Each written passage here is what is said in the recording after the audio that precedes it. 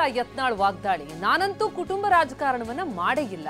ನಾನು ಹೇಳ್ತೇನೆ, ನನ್ನ ಮಗನನ್ನ ಒಂದು ಕಡೆ ನಿಲ್ಲಿಸ್ತೇನೆ. BSY ವಿಜೇಂದ್ರ ವಿರುದ್ಧ ಯತ್ನಾಳ್ ಈ ರೀತಿ ಕೆಂಡಾಮಂಡಲರಾಗಿ ನುಡಿದಿದ್ದಾರೆ. ಇವನನ್ನೇ ಅಧ್ಯಕ್ಷನನ್ನಾಗಿ ಮಾಡಿದ್ರೆ ನನ್ನ ಮಗನಿಗೂ ಒಂದು ಕ್ಷೇತ್ರ ಕೊಡಿ ಅಂತ ಕೇಳ್ತೀನಿ.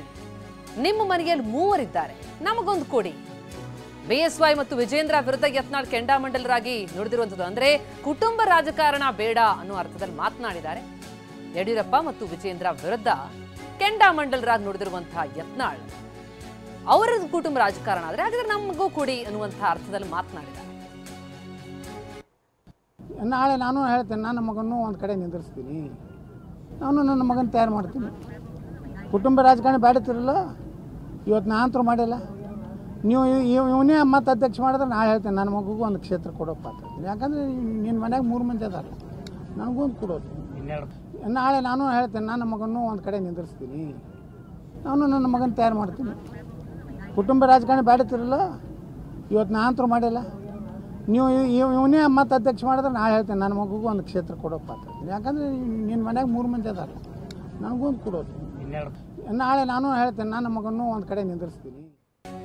ಇದರ ಬೆನ್ನಲ್ಲೇ ಈಗ ರೋಚಕ ಘಟ ತಲುಪಿದೆ ಬಿಜೆಪಿಯ ಬಣದ ಬಡಿದಾಟ. ಸದ್ಯಕ್ಕೀಗ ದೆಹಲಿಯಲ್ಲಿ ಯತ್ನಾಳ್ ಬಣ ಇದೆ.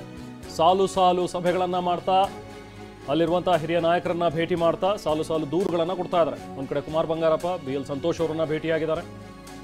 BY ವಿಜೇಂದ್ರ ವಿರುದ್ಧ ಕುಮಾರ್ ಬಂಗಾರಪ್ಪ ದೂರಿನ ಸುರಿಮಳೆಗರೆದಿದ್ದಾರಂತೆ.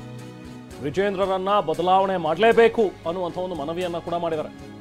ರಾಜ್ಯದಲ್ಲಿ ಕುಟುಂಬ ರಾಜಕಾರಣ ಒಳ್ಳೆದಲ್ಲ, ಎಲ್ಲರನ್ನೂ ಒಟ್ಟಾಗಿ ಕರೆದೊಯ್ಯುವಲ್ಲಿ BY ವಿಜೇಂದ್ರ ವಿಫಲರಾಗಿದ್ದಾರೆ.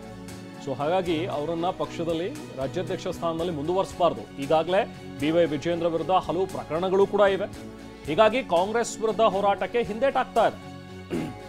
ಅವ್ರೇನೇ ಹೋರಾಟವನ್ನು ರೂಪಿಸಿದ್ರು ಕೂಡ ಕಾಂಗ್ರೆಸ್ ಅವರು ಅವರನ್ನ ಸೈಲೆಂಟ್ ಮಾಡಿಬಿಡ್ತಾರೆ. ಯಾಕೆಂದ್ರೆ ಅವ್ರ ವಿರುದ್ಧನೇ ಹಗರಣಗಳಿವೆ. ಅಕಸ್ಮಾತ್ ಅವರೇನಾದರೂ ಮುಂಚೂಣಿಗೆ ಬಂದು ಹೋರಾಟವನ್ನ ತೀಕ್ಷ್ಣವಾಗಿ ಮಾಡ್ತೀನಿ ಅಂತ ಹೇಳಿದ್ರೆ ಆಗ ಕಾಂಗ್ರೆಸ್ ಅವರು ಬಿಡೋದಿಲ್ಲ.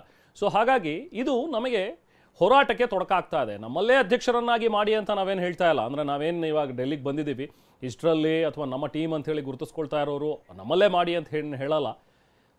ನಮ್ಮಲ್ಲಿ ಯಾರಾದರೂ ರಾಜ್ಯಾಧ್ಯಕ್ಷ ಹುದ್ದೆ ಆಕಾಂಕ್ಷಿಗಳು ಅಂತೂ ಖಂಡಿತವಾಗ್ಲೂ ಇಲ್ಲ. ಒಟ್ಟಿನಲ್ಲಿ BY ವಿಜೇಂದ್ರ ಅವರನ್ನ ಬಿಟ್ಟು ಯಾರನ್ನು ಬೇಕಾದರೂ ಪಕ್ಷದಲ್ಲಿ ರಾಜ್ಯಾಧ್ಯಕ್ಷರನ್ನಾಗಿ ಮಾಡಿ ಅಂಥೇಳಿ BL ಸಂತೋಷ್ ಅವರ ಮುಂದೆ ಕುಮಾರ್ ಬಂಗಾರಪ್ಪ ಹೇಳಿಕೆಯನ್ನು ಕೊಟ್ಟಿದ್ದಾರಂತೆ.